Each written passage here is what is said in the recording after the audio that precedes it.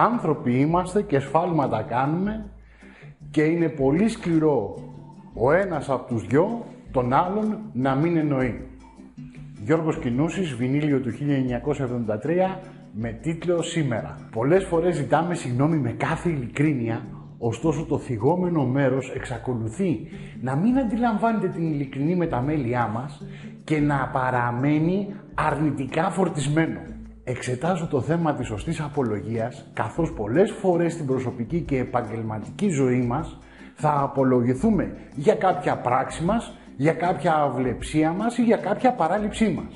Όταν διατυπώνουμε λεκτικά την απολογία μας, διατυπώνουμε την πρότασή μας κάπως έτσι. Συγγνώμη που το είπα αυτό, αλλά έτσι νόμισα ότι είναι το σωστό. Εκεί τι συμβαίνει? Το θυγόμενο μέρος αντί να κατανοήσει, δείχνει να εξοργίζεται ακόμα πιο πολύ και η συνήθις απάντηση είναι «Δεν με ενδιαφέρει τι πιστεύεις, δεν με ενδιαφέρει τι νόμιζες». Είμαι σίγουρος ότι σας έχει τύχει. Αν το βίντεο αυτό ερμηνεύσει με επιτυχία τι συμβαίνει και βοηθήσει, παρακαλώ να το κοινοποιήσετε και να προτρέψετε τους φίλους σας να το δουν, ούτως ώστε να βοηθηθούν όσο περισσότεροι συνάνθρωποι μας. Λοιπόν, αυτό που συμβαίνει είναι ότι άθελά μας, ακούσια, αναδεικνύουμε τα προσωπικά κίνητρά μας για να δείξουμε πως είχαμε καλή πρόθεση και δεν συνέβη το σφάλμα εσκεμμένα. Δεν είχαμε πρόθεση. Όμως ο πραγματικός λόγος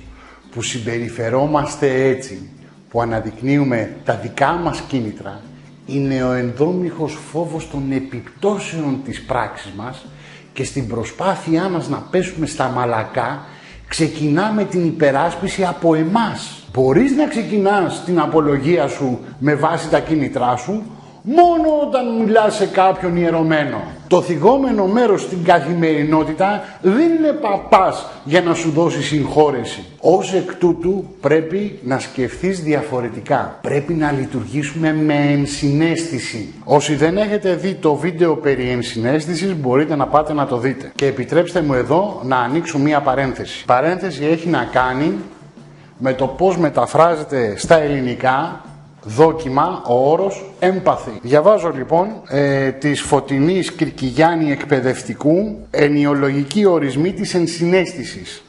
Για την έννοια της ενσυναίσθησης οι ξένοι χρησιμοποιούν τον όρο empathy, ο οποίος προήλθε από την ελληνική λέξη εμπάθεια. Στην καθομιλουμένη ελληνική γλώσσα ο όρος εμπάθεια έχει αρνητικό περιεχόμενο και δεν αποδίδει την επιστημονική έννοια του όρου empathy. Στην ψυχολογία η έννοια αυτή είναι πολυσήμαντη. Κάποιοι Έλληνες μελετητές αποδίδουν τον όρο empathy ως εμπάθεια, άλλοι ως εναίσθηση, άλλοι ως ενσυναίσθηση, άλλοι ως ενσυναίσθητη κατανόηση και άλλοι ως εμβίωση. Ορισμένοι υποστηρίζουν ότι ο όρος αυτός στην ελληνική θα μπορούσε να αποδοθεί και ως μέθεξη. Οι ενοιολογικοί ορισμοί της ενσυναίσθησης είναι πολυάριθμοι και παρατηρείται περιορισμένη συμφωνία μεταξύ των μελετητών ερευνητών. Ας μου επιτραπεί να χρησιμοποιώ τον όρο ενσυναίσθηση μέχρι να συμφωνήσουν οι ερευνητές μεταξύ τους. Λειτουργώντας με ενσυναίσθηση κατανοούμε τα συναισθήματα του θυγόμενου μέρους, ενώ παράλληλα με την λογική μας τυχόν ζημία που προκαλέσαμε. Το μυστικό είναι πως πρώτον, η όποια απολογία μας πρέπει να έχει ως αφετηρία τα συναισθήματα του θυγόμενου μέρους. Από εκεί πρέπει να ξεκινήσουμε την έκφρασή μας και όχι από τα δικά μας. Και δεύτερον, πρέπει να συνοδευτεί με μια σαφή διατύπωση πρότασης που θα εξασφαλίζει πως δεν θα ξανασυμβεί το ίδιο λάθος. Άρα ο σωστός τρόπος απολογίας είναι: συγγνώμη που σε εξέθεσα με αυτό που είπα ή που εξέθεσα την επιχείρηση με αυτό που είπα. Καταλαβαίνω πόσο θυμωμένος πρέπει να είσαι μαζί μου.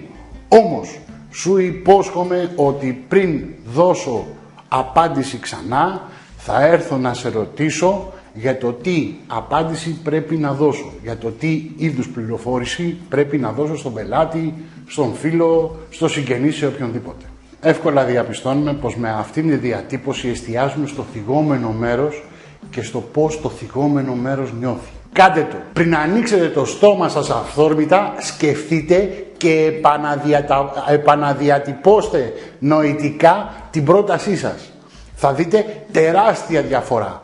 Βάλτε στο κάδρο νοητικό πρωταγωνιστή τα συναισθήματα του θυγόμενου μέρους. Στο σεμινάριο στις 13 Ιουλίου εξετάζω το ζήτημα της απολογίας μέσα στις επιχειρήσεις. Θα εστιάσω όχι μόνο στο λεκτικό κομμάτι, αλλά και στα συνοδευτικά οπτικά σήματα, στην γλώσσα του σώματος που θα πρέπει να συνοδεύει τα λεκτικά, το τι λέμε, το τι εκφράζουμε. Πιστεύω πως μέσα από αυτό το βιντεάκι σας δίνω να καταλάβετε και γιατί οι συγγνώμες των πολιτικών πέφτουν στο κενό. Διότι πολύ απλά δεν συνοδεύονται από συγκεκριμένες προτάσεις επανόρθωσης ή εξασφάλισης της μη επανάληψης του σφάλματος. Επιθυμώ να γνωρίζετε πως η με σωστό τρόπο, ειλικρινή, αυθεντική απολογία έχει την ιδιότητα να αμβλύνει τις εντάσεις και να αποκαθιστά ως ένα σημαντικό βαθμό το συναίσθημα της αμοιβαίας κατανόησης και εμπιστοσύνης.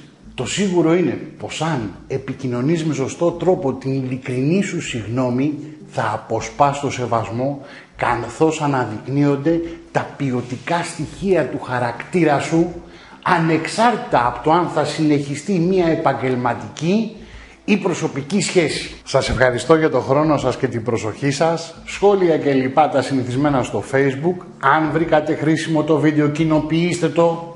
Όσοι είναι Αθήνα και επιθυμούν να εμβαθύνουν στην αποτελεσματική επικοινωνία, ας δουν την ανάρτησή μου για το σεμινάριο στις 13 Ιουλίου. Είμαι ο Πολυχρόνης. Να είστε όλοι καλά. Παρασκευή σήμερα. Καλό Σαββατοκύριακο. Γεια σας.